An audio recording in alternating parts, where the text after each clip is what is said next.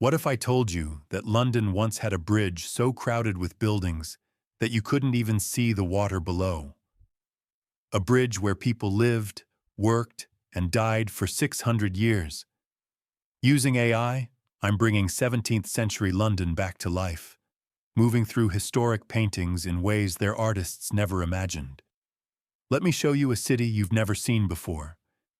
This is Old London Bridge, and it wasn't just a crossing. It was an entire neighborhood suspended over the Thames. Houses rose 5 stories high, leaning so far over the street that neighbors on opposite sides could touch hands across the gap. Shops, chapels, and warehouses packed every inch. From a distance, it looked like the city simply continued across the water. But beneath this medieval marvel lurked deadly danger. 19 narrow arches choked the river, creating rapids so violent that passing underneath, called shooting the bridge, often ended in drowning. Yet families raised children here. Merchants built fortunes. And at the southern gate, something truly grim welcomed visitors. The severed heads of executed traitors mounted on pikes, a rotting reminder of royal power.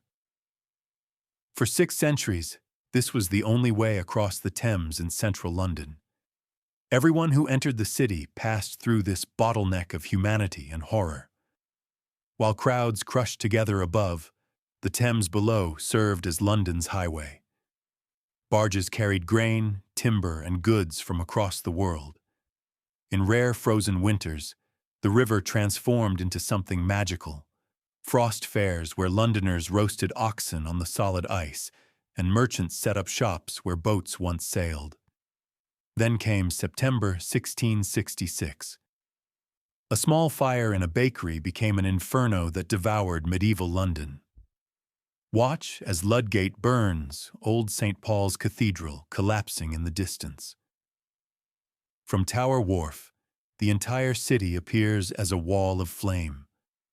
London Bridge silhouetted left, the Tower of London barely surviving right, and St. Paul's burning like a torch at the center. In 4 days, 13,000 houses and 87 churches were reduced to ash. But from those ashes, modern London was born.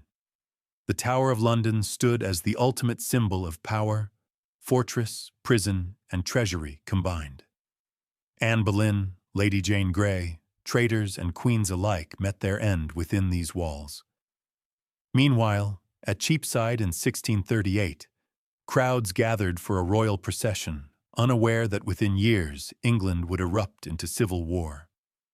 The Catholic Queen's presence unsettled a Protestant city already simmering with rage. Across the river at Westminster in 1647, Parliament and King faced off in the building where soon the King himself would be tried and executed. England was tearing itself apart. Whitehall Palace stretched along the Thames, the largest royal residence in Europe, until fire consumed it at century's end. Today, only the banqueting house remains, a ghost of vanished grandeur. Upriver at Richmond Palace, Elizabeth I drew her final breath in 1603, ending the Tudor dynasty in rooms now buried beneath modern streets. Standing here, looking back through these AI reconstructions, the past feels impossibly close. These weren't just buildings. They were the stage where empires rose, kings fell, and the modern world was born. Old London Bridge, crowded and dangerous, stood for 600 years before being demolished in the 1760s. You can still visit that spot today, but you'll never see it as it truly was, until now. This is as close as we can get to walking through a lost world, to experiencing a single day in a city that shaped everything we know. What other lost worlds should I bring back to life? Drop your suggestions below. If this journey through time amazed you, hit subscribe, and let's keep exploring history together. The past isn't gone. It's just waiting to be rediscovered.